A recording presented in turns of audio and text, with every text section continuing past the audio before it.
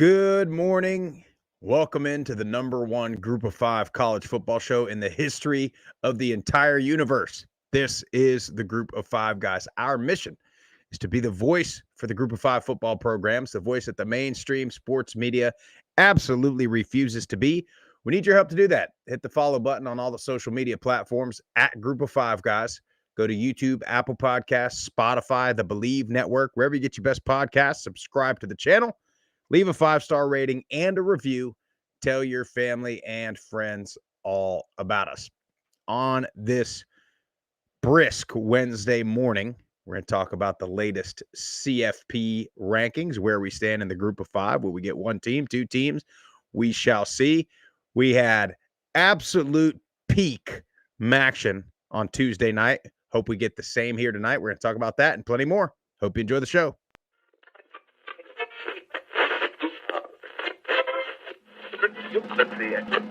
This is the Group of Five guys, and we are coming to you live. They got Old Dominion week 3, and ODU is by no means a layup. The Group of Five guys told me that, so that has to be true. We looked at each other, we was like, Mike, the best place to be is a Group of Five. So I'm sitting here with the Group of Five guys, right? Troy has won, it's been a winner, and it's a special place, so it's why you want the job. But it's a ton of fun to watch a guy go to the NFL from a Nevada or a Colorado State or a Middle Tennessee or an App State, and fans follow that kid. Those across there, you want to have this thing packed out, have the student section packed out, giving those guys hell on the sideline. I mean, that's part of it. I mean, win or lose, like we're winning the tailgate. There's no better place to be developed in this country than Boise State.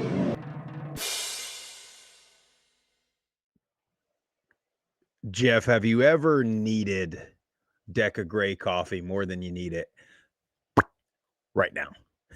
I don't think there's ever been a time where I need it personally more with all that's going on in the work life, the Group of Five life, and the personal life. And let me tell you, it's just hitting just right this morning in my Gata Fuel. Careful, Mountaineer Murph. Yeah, and look, you guys know the deal. We've been talking about it for 2 years, Deca Gray Coffee. Make sure you check them out. Visit the website, decagray.com. Use our promo code GOFG. I told you last week, or maybe it was Monday, now's the time to get you the seasonal blends. They got a Christmas blend in there, a fall blend in there. When you brew that in the morning at 5 a.m., 4 a.m., 6 a.m., if you're a late riser, it gets the whole house smelling like the season. So if your wife, like mine, already has a Christmas tree up in the middle of the living room, now's the time to get the Christmas blend and get the house smelling like it to go along with the decor. Decagray.com. Roast to order coffee. Use our promo code GOFG for 10% off and free shipping. Also, I'll tell you what, the Level Sports Discord, if you have any ounce of give a crap about hockey, you got to get on there and follow this Prez guy. I mean, I never see anything quite like it, Jeff. I mean, the guy is on a streak like I've never seen before, along with what we're doing, along with what Sean, the coach's desk, and Jay Vandy are doing. It's unreal. Link is in our bio on all the social media platforms, but make sure you check that out, get all the plays. And if nothing else, man, just to support your two favorite podcast hosts in the world, Level Sports Picks. Check out the link in our bio. Yeah, Shay, I already have the tree up, buddy. We had to talk about it a little bit on Monday, and I here's the thing. I told you guys we're gonna be adding to this tree saga, because I told you on Monday that I had to go to some secondhand store to buy the damn thing, because these trees are outrageous, by the way, on cost. I grew up day after Thanksgiving. We go over to the Home Depot. That's it. We buy the tree, the real one, put it in the thing, water it a couple times, dogs piss on it a couple of times. That's Christmas in my household. But now we got this fake tree that we have to, when we have boxes of ornaments based on whatever, decor is in style. So, we might go neutral colors one year. We might go, this year we're going back to the vintage style, like of just the random ass ornaments, which is cool with me. That's what we had. Colorful light, the multicolored lights and all that. But anyway, so this tree was purchased by one of these like warehouse stores. Okay.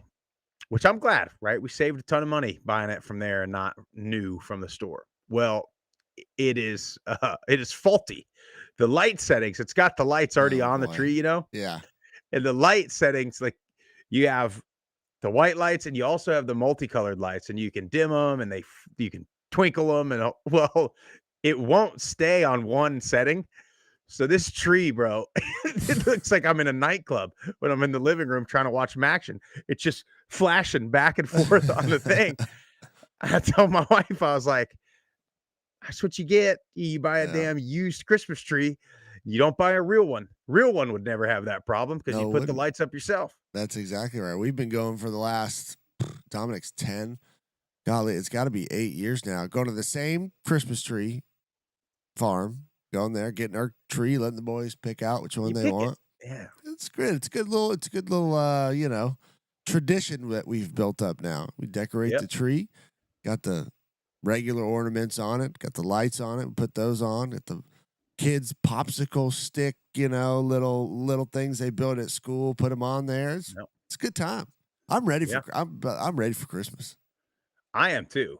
What I'm really ready for is that first weekend of December, championship weekend, because we are going to have some playoff, play-in type games, and then we'll see what happens. We will be we're going to go to a damn championship game one way or another, and then we'll see about the playoff. I mean, we spent a whole lot of money last year going to the Fiesta Bowl, so we'll see if we can do it again this year. But anyway. So college football playoff rankings came out, of course, last night. So South Florida, the only Group of 5 team in the top 25, coming in at 24. So it's kind of what we said, what everybody said. This has been pretty standard. Everybody's in agreement on this too. I don't think we've been plugging the James Madison hype a little bit, but I think we agree. If South Florida wins out, they deserve it. They've got the resume. They've got the wins. Their losses. At the time that they lost to Miami looked like possibly the number 1 team in the country. And then they lose to Memphis to give up a 2-score lead late, but so not terrible. They don't have the terrible losses like blowout to UTSA or the UAB loss or any of those. North Texas doesn't really have a terrible loss either, just to South Florida. But so they win and they're in. I think what we've got to pay attention to is this ACC race, because you have Virginia, Louisville, Georgia Tech, and Pitt are all ranked, and they all are very much in the mix to win the ACC. And then you have Duke and SMU not ranked. Both of them very much in the race to win the ACC. SMU has some better wins than Duke does, and not as many quote unquote bad losses that Duke has. So I think they got a chance. If they were to win, they'd maybe climb up in the rankings. So we'd have to see where James Madison, where North Texas, where they are in comparison to Duke and SMU.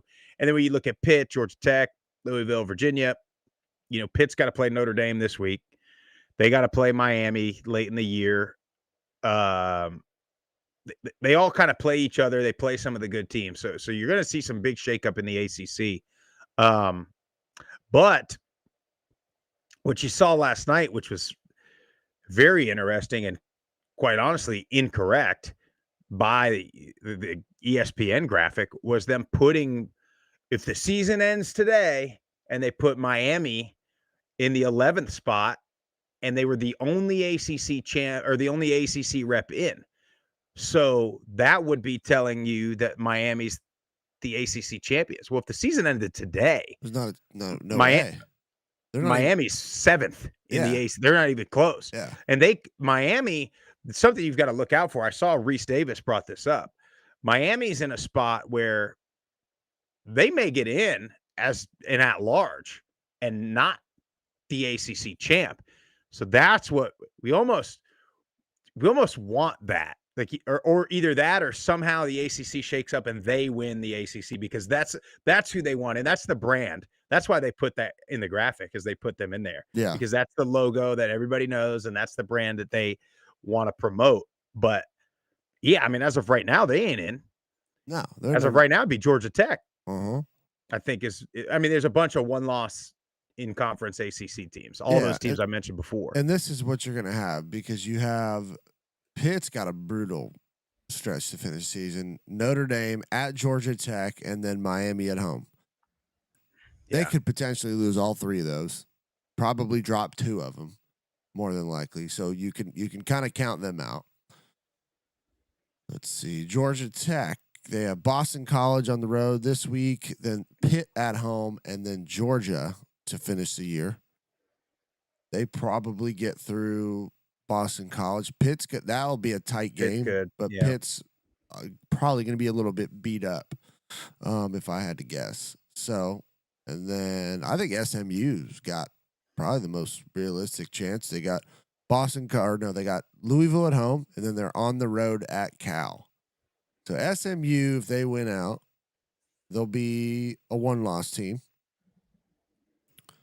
Pitt's probably not going to be there. I think Virginia. I think you got a realistic shot at SMU, Georgia Tech in the ACC championship, with Duke being an outside. If they can rip off, let's see who they got. Duke to finish the year. Tough for Duke. They got Virginia, North Carolina, Wake Forest. So this, if Duke beats Virginia, obviously you got to take care of business and handle Tar Heels and the Deacons. But I mean, you could have a three-way tie. That's SMU, Duke, and Georgia Tech, and then it comes down to a tiebreaker where Miami's not in. So. Yeah, and you'd like to see Duke, because Duke's got already 4 overall losses, as well as 3 of them to Group of 5 teams. Yeah. So you'd love to see that, because that'd be an impossible argument, in my opinion, to put them in over anybody in the American for sure, just because of the way they lost to Tulane. Well, Sprouse, this is my question: does SMU jump if they happen to win and they're unranked right now? Did they jump South Florida if South Florida wins out and wins the American? No, but they would jump, if they haven't already, James Madison. Okay, because you're talking about because South Florida's going to get in. If they went out, they're in no matter what. Because even if whether the ACC is the 4th best champion or the 5th best champion, South Florida's still in. Now, what you would have seen last year would have been the question of, does South Florida get the bye as the 4, like Boise State did? That's what I was going to do. But that's not how it's seeded this year. This is what they changed. Okay. So now the top 5 champions are in, but the seeding is just 1 through 12. Okay. Yeah. So you're not going to get. So the Group of 5 is going to be the 11 or 12. I mean, let's just face the facts here. And the Big 12, I think the Big 12, Texas Tech. First of all, they look like they're pretty good. BYU is still there. They got too many teams that are ranked relatively high. But the thing to me that was just baffling is when you see ESPN or CBS or Fox post their graphic of the playoff and what the bracket would look like, and you read the comments. Oh my God. I mean, it is insane. People don't have a clue. They got strong opinions on who should be where and who's this and who's that. And Jeff, they don't know a thing. They are looking at, I saw multiple people they're looking at South Florida versus Georgia in round 1. And they're saying, oh, UCF going to play Georgia there. They don't even know.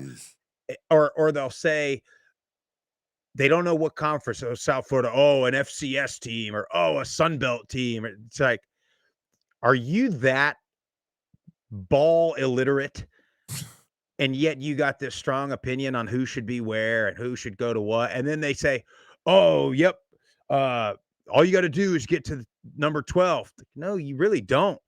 You got to probably at least get to 10, because you're going to have one or two champions that are not in the top 12 that are going to get in. And they just, no matter how many times they talk about it, Zubin Mehenti got on there at halftime last night and had to recap the whole thing, and people still just not a clue. And these are the people with the strongest opinions. These are the people that last year, I remember having a conversation with somebody, a real live person, not even on Twitter, not a robot, not anything, a real live person, that when Ohio State was beating Oregon, I talked about this, was beating Oregon in the playoff, this person said to me, I just don't know how Oregon got in as the 1 seed. They didn't play anybody. They're not in the Big Ten or the SEC. And I said, excuse me. I said, well, they are in the Big Ten, in case you were unaware now. They won the Big Ten. They beat Ohio State in the regular season. Like, these people don't have a clue, dude. They watch the 7:30 ABC game, and they watch Game Day in the morning, and they don't know. They don't have any idea at all. And these are the people that are going to tell you that South Florida's not good or James Madison's not good. Now, if you want to debate whether or not South Florida belongs in the top 12, like, whatever, I'm with that. I can't get up here and say, an SEC team lost by 3 touchdowns to somebody that they shouldn't get in, and then promote a group of 5 team to get in doing that. But you'd solve the whole issue, Jeff, if every conference champion made the playoff. If you stuck to conference play, regional play, because here's the other part of this. And I'm going on at 20 minutes now. We haven't talked about MACtion yet. But everybody's complaining now because they're looking at what they did with the ACC last night, and they're saying, oh, I mean, Miami, blah, blah. And yet here we are with 3 weeks left in the season, and Miami is not going to play Virginia. They're not going to play Georgia Tech. They're not going to play Duke. So, and all these teams, you have all these teams that are tied, and none of them play each other. So now people are saying, oh, well, yeah, I mean, you just didn't play the top teams in the conference. Duke just didn't have to play any of the good teams. And again, like, y'all did this. When y'all wanted 16 and 17 teams in all of these conferences, this is what you're going to get.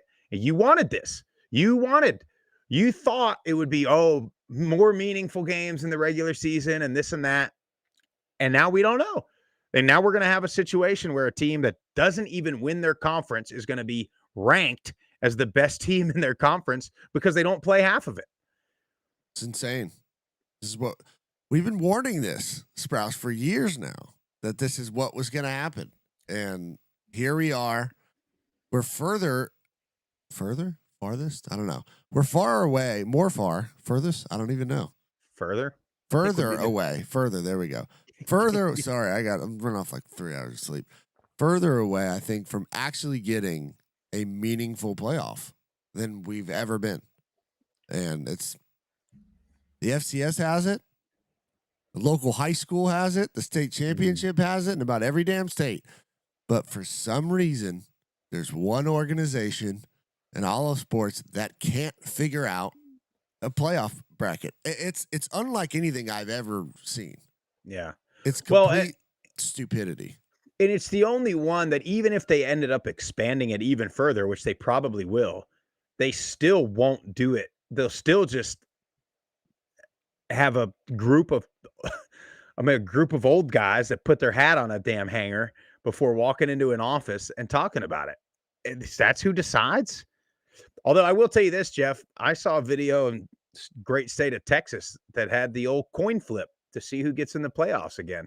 They had 3 coaches out there at the Valero gas station. Nice. And they flipped a coin to see who'd make the damn playoffs. That's classic.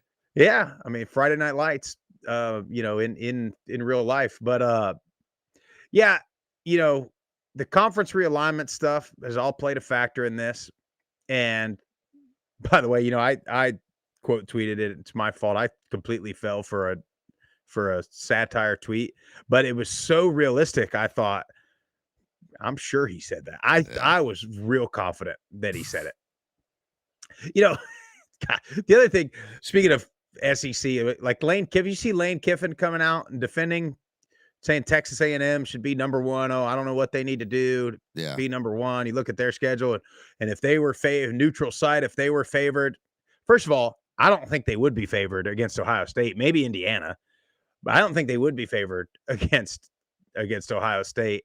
And the other, like, if you're 1 through 4, who cares?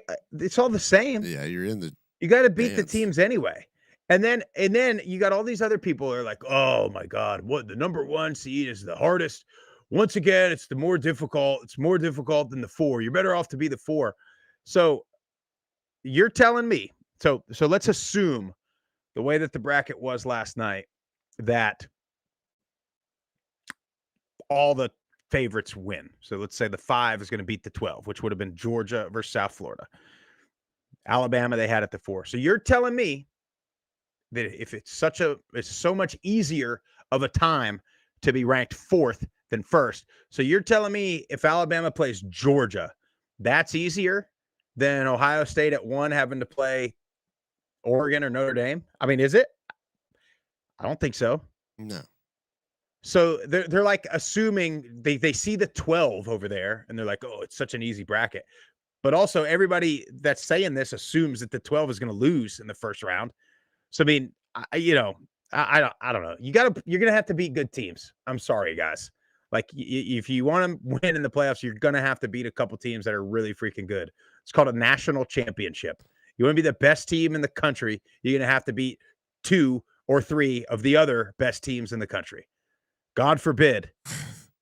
It's crazy. I mean, but then they get on there and they say, oh, their conference is just so hard that, they should get an easy route when they get to the playoff.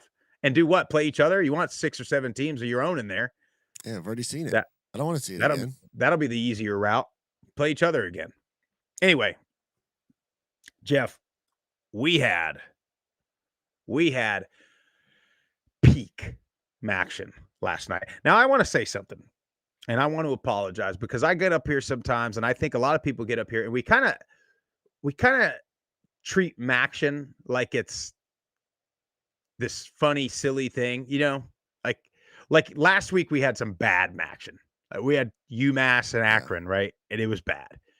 And we're like, this is what MACtion's all about, blah, blah. And I feel a little wrong for that. I'll be honest with you. It's not what we set out to do here as the group of 5 guys. But last night, I saw 4 teams that played their ass off. No doubt. Two of which are perennial bad programs and have played a lot better all year this year. And they put on a damn show last night. Akron and Kent State did. And then Ohio and Western Michigan. I mean, you want to talk about 2 teams fighting for top spot in the MAC. And that was just a physical, intense game. A lot of mistakes, sure. Both games just looked freezing cold. So cold. Just looked horrid conditions to play in. But I wanted to give a shout out to those 4 teams because they played their ass off, and it was good football, in my opinion. I enjoyed myself watching both games last night. It was. You had a little bit of everything in these games. The Kent State Akron game, obviously 70 plus points being scored. Kent State gets the win 42-35. I gotta say something, Sprouse. Somebody on this show, and I'm not gonna say who, a couple weeks back said, you know what? This Drew DeShields kid, he's a pretty good player. He young, kind of makes some young mistakes at times throughout the year. But when we were in New Orleans, we were watching him play. I was like, this kid's a pretty good player now. He can run, he can throw, he can, making some tight window throws. And then last night, 317 yards and 5 touchdowns, gets the huge overtime win. Yeah. And then Akron, you got to give them a lot of credit. I mean, they battled back. Ben Finley looked good, had a trick play, for the 2-point conversion to tie it late in the fourth quarter. I mean, this was This was peak MACtion. When I think of MACtion, I think of 70-plus points, back and forth in the freezing cold where the student section, kids had no shirt on. And I saw some of that last night. Yeah. You saw, and you mentioned Drew DeShields, 5 touchdowns to 5 different receivers too. And then they get the very first play of overtime and they go and score. And when players do that, they take their little shirt off trying to act tough, stupid. When fans do it, phenomenal. Yep. Phenomenal. I mean, just great stuff. And honestly, I thought seemed like there was a lot of Kent State fans at that game. Because when I first put it on and I'm kind of getting settled in, this nice crowd pop. And I thought, oh, is this game at Kent? No, I mean, they brought some fans now. And then, Ohio and Western Michigan, that Western Michigan team, you remember now, it was early in the season. They went toe-to-toe with North Texas, took them to overtime, almost beat North Texas. Mm-hmm. This is a team that, when they're on, and I know they gave up 30-something points to North Texas, but their defense is really good. I mean, they had Parker Navarro running for his life and not really being able to turn those plays into positive plays like he normally does.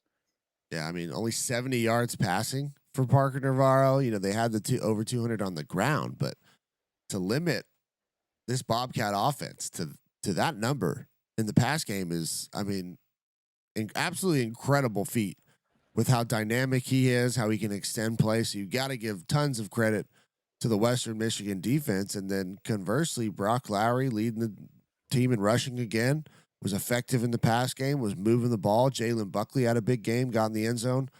I mean, the Broncos hadn't always been pretty all year long, but they're 5-1 in the MAC. And right now, I mean, they're in the driver's seat. Yeah. And by the way, Lance Taylor, their coach is a badass. Yeah. If we did a Royal Rumble of coaches, I'd put a lot of money, I think, on him. I mean, he just looks like a stout specimen, No doubt. This is what we have. We got Western Michigan at 5-1 in the MAC now. The Buffalo Bulls at 4-1, but they play tonight. Miami of Ohio 4-1, but they play tonight. They played Toledo tonight. Ohio 4-2. Central Michigan 3-2. Toledo 3-2. So if you get to Toledo's still hanging on here. Mm-hmm. Watch them find a backdoor way to get into the MAC championship. Problem with Toledo is, and we can go ahead and talk about that game tonight. They are really good at home, undefeated at home, and they're terrible on the road. Haven't won a game. They're like UTSA North now. And when they're at home and they're scoring 40 points and playing lights out defense and the crowd's going, they're great. But you get them on the road, they're a totally different team. Now, that being said, I think that may change tonight. I got a sneaky suspicion about them going to Miami, DeQuan Finn and the whole thing. And I don't know. They're favored, though. I know you love a home dog. I do. And Miami has played this just physical, especially defensively. Corbin Hondrew is like my favorite defensive player right now. That dude is all over the field, just sticking everything that comes across the middle. Any running back that gets the ball, he's a lot of fun to watch. I do think I'm gonna stick to it because I picked them to win the MAC. I know Toledo is the most complete team. Now, whether they show up and do it week in and week out it's a coin flip. It just is, and I feel like you could almost say that about every team this year. Yeah, but it's gonna be cold. It's gonna be cold again. Yeah, Buffalo and Central Michigan. In Buffalo, that's how I am, right? And they have not looked great, but yet here they are, still winning games in conference, which is what matters. They're amongst the teams with just one loss in the conference. They're at Central Michigan, and I'm like, I got to take Buffalo because I picked Buffalo to win the MAC. So I gotta stick with it. I went back, Jeff, and I looked back at some of our conference predictions. I'll tell you this: we're money on the dark horse selections. We are money. Like We both have in every conference. There's one team. You're like, oh yeah, they called them, but you're not doing great in our championship predictions. Not doing great there, but we still got time. We still got time to turn it around. Yeah, give me Buffalo. I mean, they've been playing a little better. I think Central Michigan, the way that they play in that sort of slow it down, physical style of play, I think that almost is going to keep Buffalo playing that way, which is what they need to do. So give me the Bulls. Yeah, I think the Bulls get it done here. Exactly why you explained it.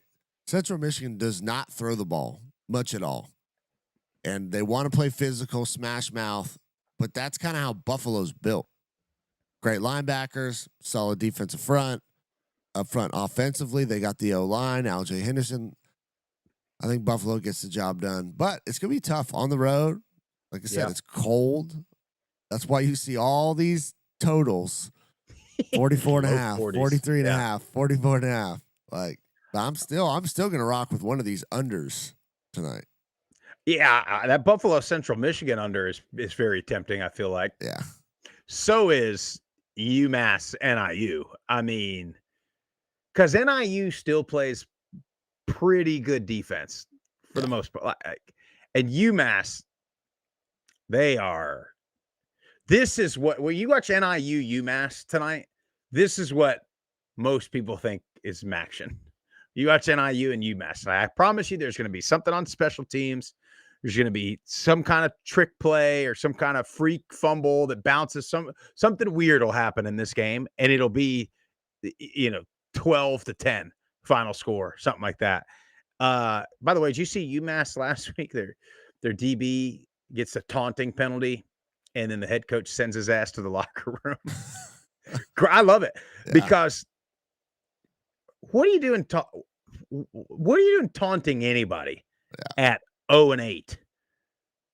And I'm glad the coach sent it. I mean, gotta send a message. You gotta do something. You gotta set some type of tone for what you're gonna put up with and fix that culture around. But I'll take NIU. I mean, the fact that NIU is double-digit favorites against anybody is pretty wild, pretty telling. I don't know that they cover that. I really don't, but I think they'll win. Can they pitch a shutout? That's the real question.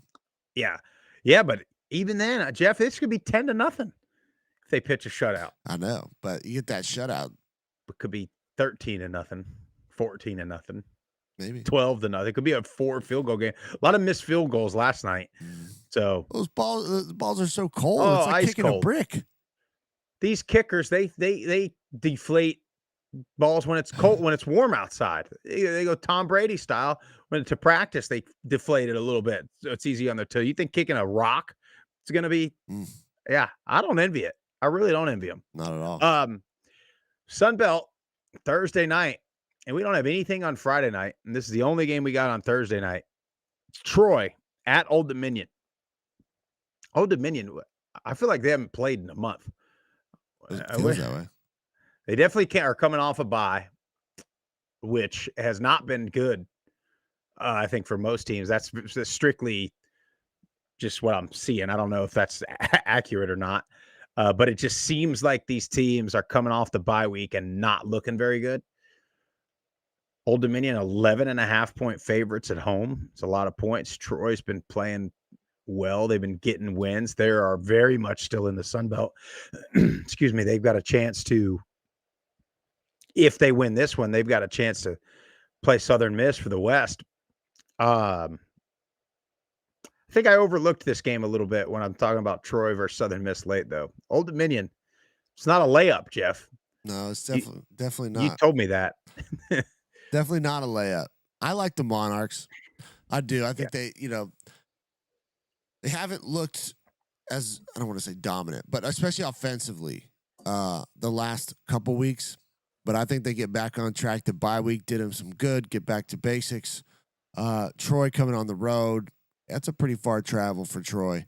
I just think all those factors coming into this game. But it's going to be tight. I don't like the 10.5. I don't. Yeah. Don't like that. But I think ODU at home, Colton Joseph gets the job done. Yeah, Joe, is Goose going to play? I mean, Kilcrease has played some pretty good ball. Is Goose Crowder going to come back and get the job back? I don't know. I mean, either way, yeah, I think Old Dominion. I think Troy has looked a lot better. They've also beaten some not great teams, but we shall see. Wouldn't shock me though, Jeff. No, I'm tempted to go Troy here, but I'm rooting for. And nothing against Old Dominion. I'm rooting for Troy because I want that last week of the season to have all kinds of implications. That's what you want. You know, going back to the CFP, they've talked about having more meaningful games in the regular season and more teams being in the playoff hunt and this and that. In my opinion, it has hurt the Power Four as far as meaningful games because those games don't even matter because you lose them and you're still going to make the playoff. Where in the Group of Five, you've made every game very, very important. I think the games in the Group of Five have been more implications. I mean, you can't lose. You can't have a let-up game. You really can't. And if you do, then you got to hope for whoever else is in the race to have a let-up game. Where you've got these teams in the SEC that could probably lose twice in the next 3 or 4 weeks and still get in. So, I mean, you want to talk about meaningful games? Come on into the warm water of the Group of Five and watch some meaningful college football. But Jeff, I know we got a ton of voicemails we got to get to, so try to cut the show a little short. But I know we got like 7 or 8 voicemails, so we'll probably go right about to an hour. So let's see what we got. 615-900-4286. We'll finish up the ones from Monday, and then we'll get the other ones we've gotten this week.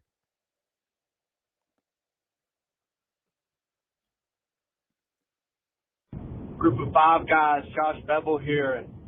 Boom, baby! Let's go! Beating them freaking Mountaineers. Boys, that one felt fantastic. I mean, that was awesome. Second half, okay. We need to be a little bit better in the red zone. Going for 2 right off the bat. I love being a little ballsy, but I didn't think that was the right time to be ballsy, but it didn't really matter, hindsight. We got it.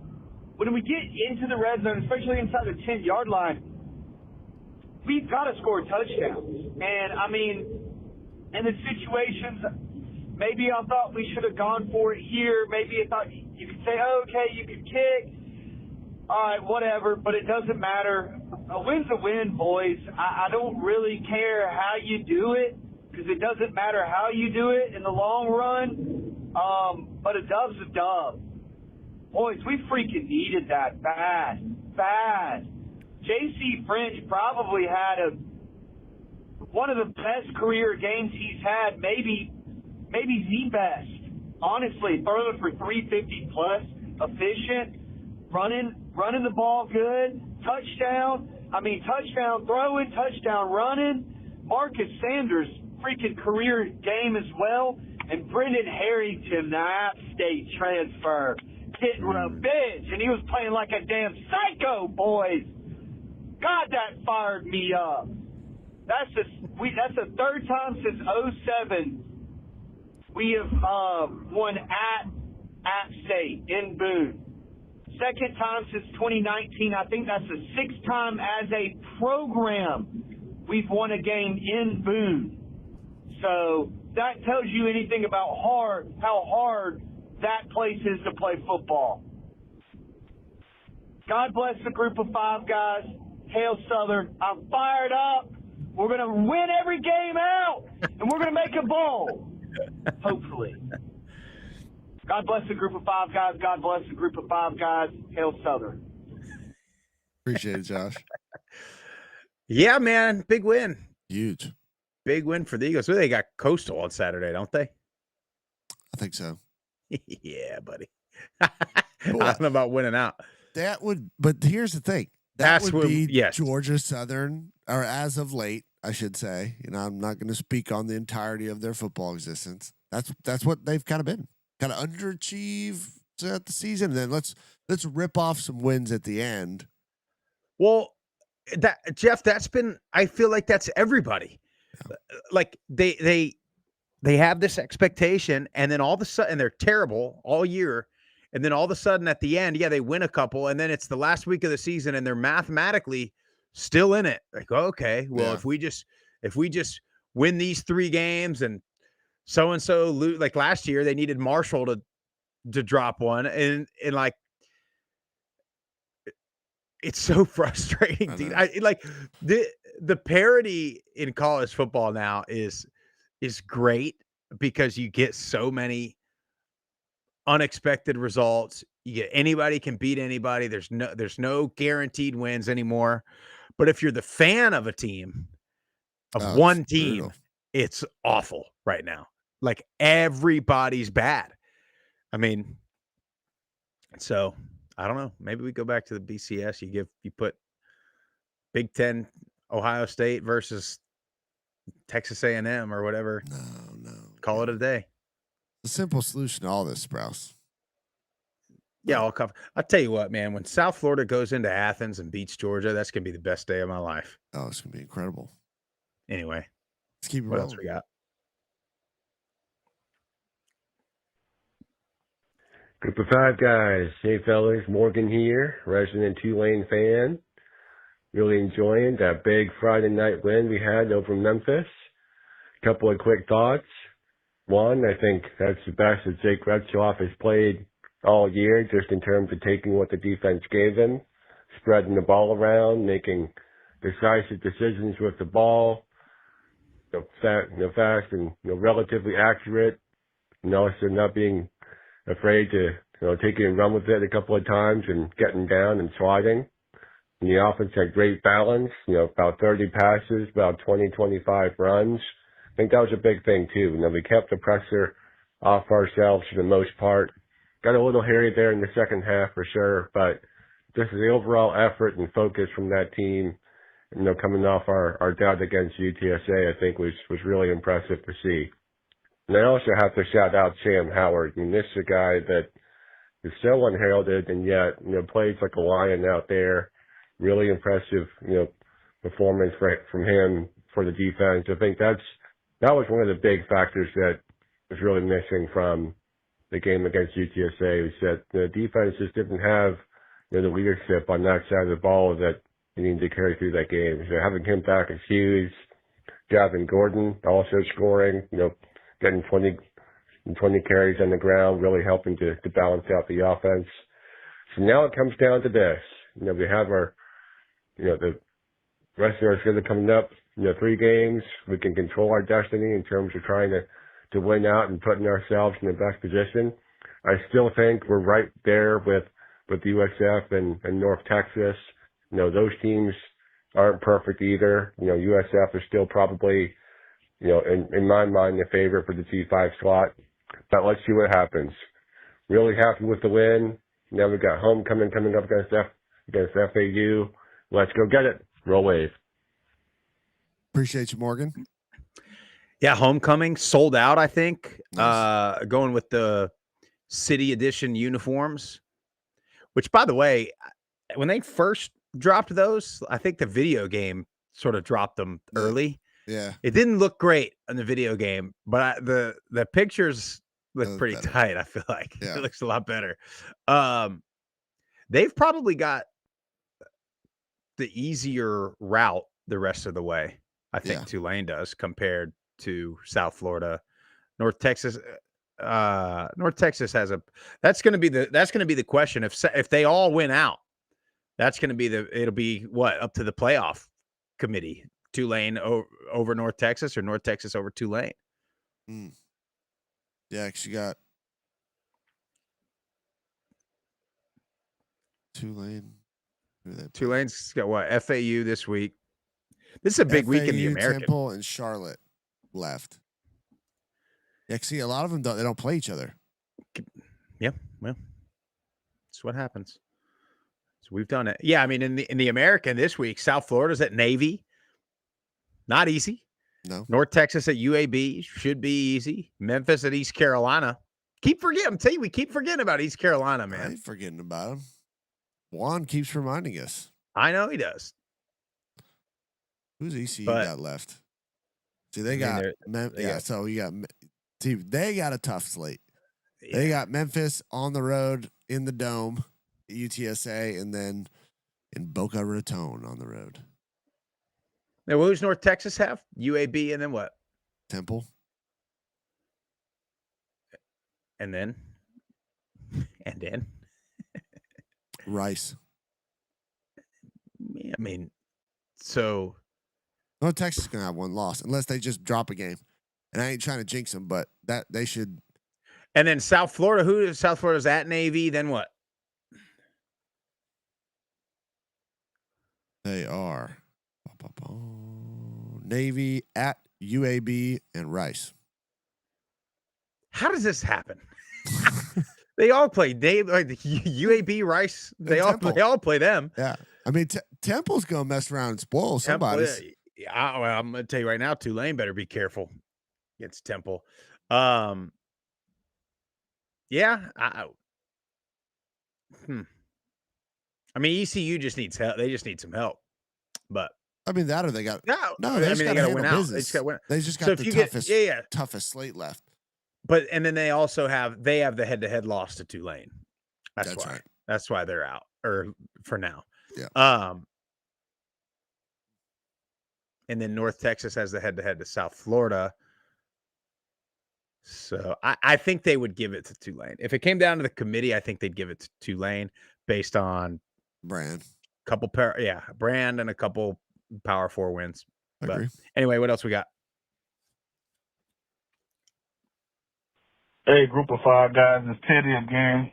Finally getting a chance to call into the show again, and this time I can say roll wave. Last week, I called all sad and shit on my way to work about how bad we looked against UTSA.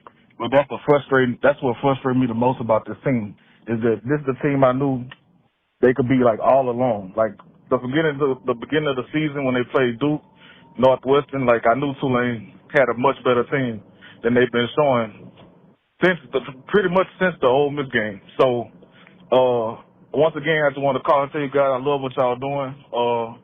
I'm finally happy again because they've been stressing me out again. It's still a New Orleans team, so they're gonna blow a lead. They tried everything they could to give Memphis the game in the second half. But if Reslaw keep playing the way he is, the defense finally, decided to show up in their first half. They keep playing like this. Like I said, I know they one of the, I don't want to say the best team, but I think they one of the better teams in the conference. I'm still, worried about USF, North Texas offense, but if they can show up the way they did, last night against Memphis, then we'll be all right. But just want to call and tell you guys thank you again. I love y'all I love the show. And just keep up the good work. That's all I got, man. Appreciate you, Teddy. No, you're spot on. We've been saying that all year. Tulane has the ingredients. They have the defense. I mean, they have multiple NFL caliber type players on defense, especially on that defensive line. Solid. Offensively, they got the pieces. They just haven't played up to their potential. And that last week, that's the Tulane team that I was expecting for most of the year. Usually you have a game or two that you don't look quite great, and you got to find the ways to win those games. But when they play like that, offensively, defensively, special teams, they're hard to beat. Well, and he's so right. It's what we talked about a few minutes ago. That's what makes it so frustrating, because you're like, see, it's like your kid. Your kid, they know not to do something and they do it anyway, and that's why it's so frustrating, because you're like, I know you're I know you know better than that. But that's like Tulane. Like, I know they're better than, and you see them do that, and then it almost makes it, not really, but you almost rather them just be bad all the time, because then it's just like, oh yeah, they were just bad, versus we don't know what we're going to get. And then, of course, every day a new On 3 article comes out about their coach. I can't stand that shit. Wouldn't it, man? I don't know. They'd build that guy a statue if he just came out and said, "I'm not going." That'd be incredible. I mean, and then actually didn't go. Now, a lot of them say they're not going, and then they go anyway. But all right, I bleeped as much. I'm pretty sure I got them all. Oh no. Okay, but just be prepared. Terry Johnson has a little few parting words for a team leaving the Sun Belt.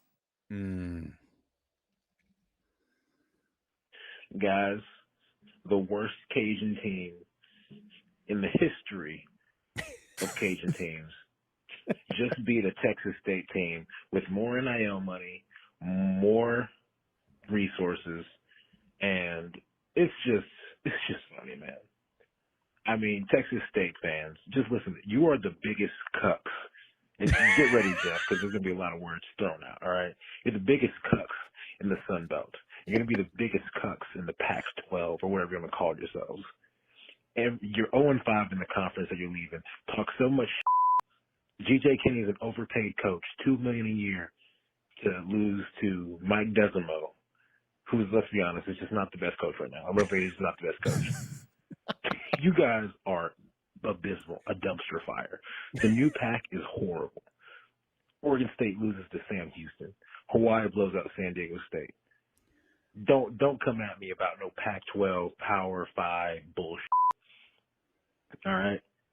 And I got so much shit. There's one Texas State fan that want to talk to me, talking about, oh, well, we're getting out of the Sun Belt. We're going to have access to the CFP. Good luck trying to get in the CFP in the Sun Belt. Ha-ha. Yeah, buddy, you have to kind of win your conference to get into the CFP in the first place. And James Madison could definitely do that this year. And you've never been close to winning your conference. Texas State, creme brulee, you're good. But the rest of your fan base is utter trash. Horrible. Dumpster. Garbage. I mean, Texas State fans are basically the lower tier SEC fans yelling SEC, SEC, SEC every year.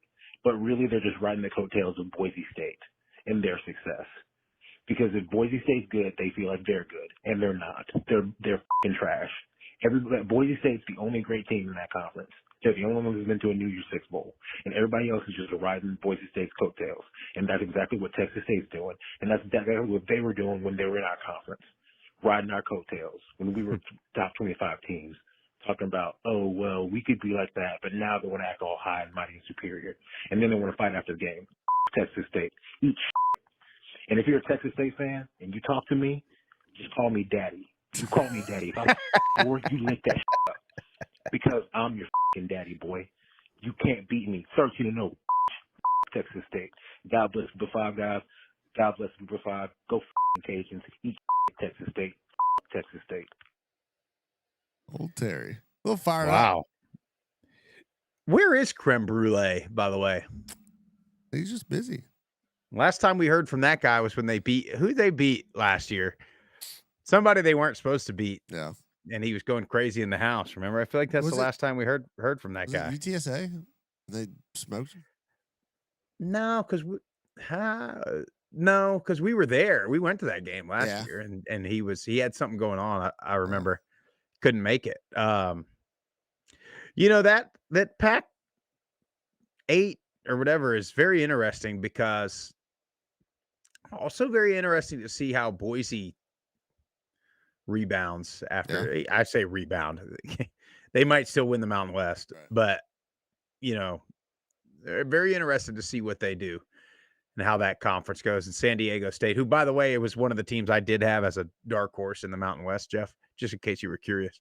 We'll see how they do. I mean, they've got, to me, there's no reason San Diego State shouldn't be a perennial contender at minimum, but good thing. Well, I had Hawaii as a dark horse. You did. Yeah. Other dark, I think we both had North Texas as a dark horse. I think I had Old Dominion as a dark horse. I think you had him as a contender, I think. I know I had Ark State as a West dark horse. Yeah. It was relatively close. All right, we got two more to get to. Yep. Let's do it. Oh, boy. It's Cody from Memphis calling. Hey, man. It's basketball season in Memphis.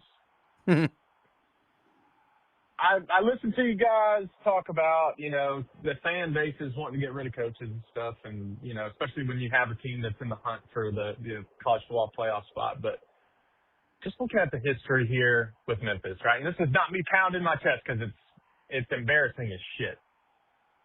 We have FedEx behind us. They've given us money towards the athletic programs. Football has spent. They go out, they get the best teams under Ryan Silverfield in the conference. I mean, USF Tulane obviously have put together some really good teams as well. Byron Brown is phenomenal. But they have constantly, every year, they're up first, second, maybe third here or there. But in the preseason polls, and that's the other coaches telling you what they think about Memphis' roster and the money that they've spent on these rosters. And Ryan Silverfield still has yet, he's been here 6 years. Is this year 7?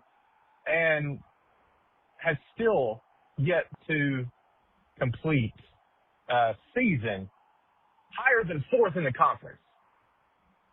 There are some good programs in this conference, but for Memphis to finish 4th or worse, and this loss against Tulane is not the one that I'm like, oh my gosh, we've got to move on from Ryan Silverfield. But it reminds me that the UAB game happened. Mm-hmm. And you could afford to lose this game for always. But the UAB game is now coming back and biting you in the ass again. I don't know. It's basketball season. It's Tuesday. Memphis basketball plays at Ole Miss tonight. I'm making the drive over to Oxford. I'm going to go watch them. And like any delusional fan, I'm going to put my faith in Penny Hardaway and a team with 0 returning players to go get it done at an SEC opponent. So surely I won't be let down again. Also, Christmas trees do deserve to be up before Thanksgiving. I will die on that hill. I don't know why you guys hate Christmas so much. But anyways, love you guys. Thanks. Go Group 5 guys. And go damn Tigers. Hold on. Nobody hates. I love Christmas. Hey, we just love Thanksgiving. Just got to give it its day. Got to give it its day. I mean, my tree, Cody, this thing was up, a week after Halloween. I mean, anyway, yeah, I mean, we've talked to some coaches and admin people in the American, and yeah, nobody's touching Memphis's money. Nobody can compete with Memphis as far as money goes. And I mean, my God, you go there and they got FedEx on the field 5 times. It's on every wall around the stadium. I mean, he has a point, and that's, I think, the difference of what we were kind of talking about with the coaches and the fan bases is like, the more donors, money you have, like, you should be like, you have the resources and the tools. So then, yes. Now, if you have a coach that's winning with nothing, that's where I'm like, why would you want that guy to leave? Like, he's obviously got them figured out. But Memphis is they're always right there, but they hadn't quite. I know. They're always good. So, so you never have the down season. And he's so right. That UAB loss, think about that for a second now. If they don't lose to UAB, and then they go beat South Florida, and maybe they don't beat South Florida if they don't lose to UAB, but who knows? And they beat South Florida. I mean, you're talking about a team that's in the top 20 for sure, maybe even a little bit higher. And then just the trickle down effect of that. And then does Tulane now have a rank? You're good. Yeah, mosquito, like an even higher ranked win over Memphis. And we talk about resumes. How much better would the American look if Memphis, this was their only loss, a 4-point loss or whatever it was to Tulane? How much better would that look for all the American teams? So it's a tough break. Very frustrating. Penny Hardaway, though, basketball coach, Oh, yeah. Penny. I used to love Penny Hardaway. Too. Great commercials. Yeah. Let's get to our last one. It's a little 2-parter. Second part short.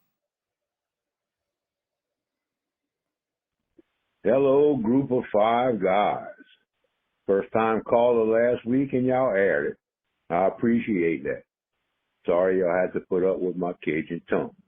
Ain't no putting up. I love it. Couple of things. I'd like some feedback on. Tulane, another hold them off win. Glad they won. But there are some things I'm concerned about. One is second half adjustments. Tulane's third quarter has been their worst quarter all year long. It's like they use the third quarter to assess the adjustments the opponents make. And in the meantime, the team struggles. Where you're going to have a loss of confidence, a little frustration, a little disappointment. Don't forget, we're dealing with some young guys. Couldn't the team analyst punch game analytics into his computer and possibly predict what adjustments would be made? If he's wrong, well, you have the same thing you've been doing all year long. If he's right, then you'll maintain confidence, less frustration, less disappointment. Now, the offense did struggle in the second half, not maintaining drives. The defense, with the penalties, 2 of the same offside free play penalties in which Memphis threw the exact same play each time. Well, that's Silverfield's forte. There should be film on that. That is coachable. Now, I'm not completely disappointed in the defense. The defense maintained their aggressiveness all game long, which resulted in penalties. Some were over-aggressive.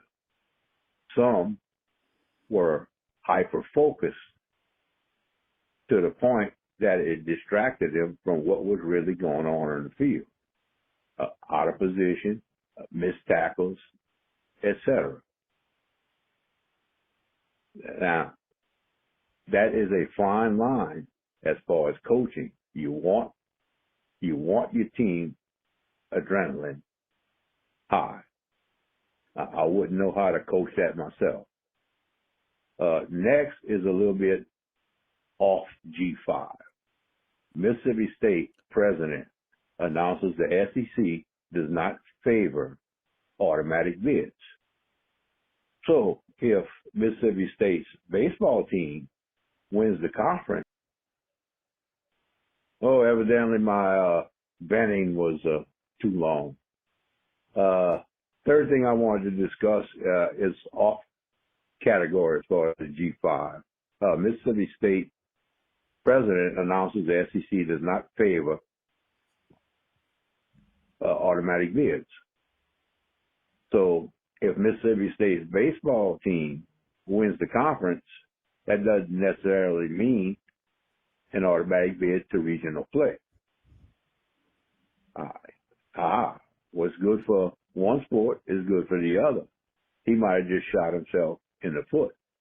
Which brings me to my point. When is the NCAA going to start running the NCAA? Thank you, Group of 5 guys. Thank you for representing. P.S. You ought to have a call-in show for more direct discussions. Thank you. I love it. I'm Ain't all a bad about idea. I'm all about it.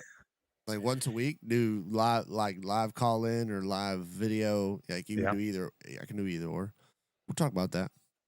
Yeah, Mississippi State, they ain't never going to be in the mix in football anyway. That's why. So, but he's right. Yeah, their baseball team's good. So, when are you going to? Yeah, are you not? Do you want to take away automatic bids for baseball? Doubtful. Yeah. And the thing about the other thing he was talking about in the first part of that, about the analytics, me, Jeff, I dislike them to a degree, right? But you do want to know, like he's talking about tendencies of like what's Silverfield going to do in this situation, and that that's where you freaking run scout team, and your scouts got to be good, and they got to be running the cards properly, and you got to,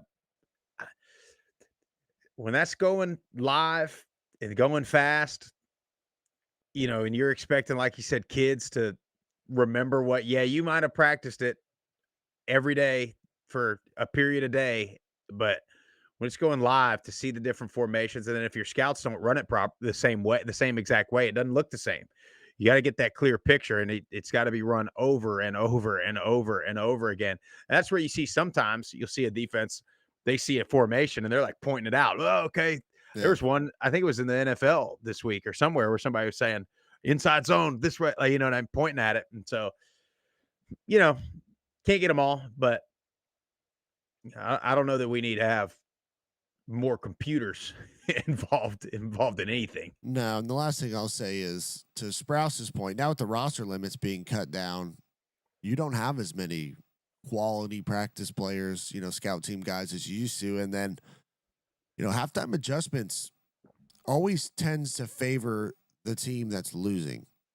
So it's not necessarily a shock that the third quarter is a bad quarter for Tulane, but you don't want to see that week in and week out every time in the third quarter. And to me, that's just play calling. A lot of it, like you gotta stay aggressive in the third quarter, because when you're up on a team, if you can go for the jugular, a lot of teams will roll over. Now, Memphis ain't one of them, but some of these other games that they've been in where the third quarter has been bad for them, it's like you got to come out swinging, man. Throwing haymakers. Don't play conservative. Play to win the game.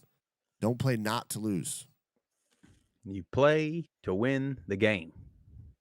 Anyway, that's all we got, Jeff. That's it. Got more MACtion tonight. Sunbelt action Thursday night. We'll be back Friday morning. Some big ball games on Saturday. We may be in attendance at one of them. We're trying to work out some logistics and get permission from the wife there, but we'll let you know about that by Friday morning. Hope you enjoyed the show. If you do, follow us on all the socials at Group of Five Guys. Go to YouTube, Apple Podcasts, Spotify, the Believe Network, wherever you get your best podcasts. Subscribe to the channel, leave a 5-star rating and a review. Share with your family and friends. Thank you, everybody, for listening. Thank you to all the callers. Hope you have a great Wednesday. We'll see you Friday morning.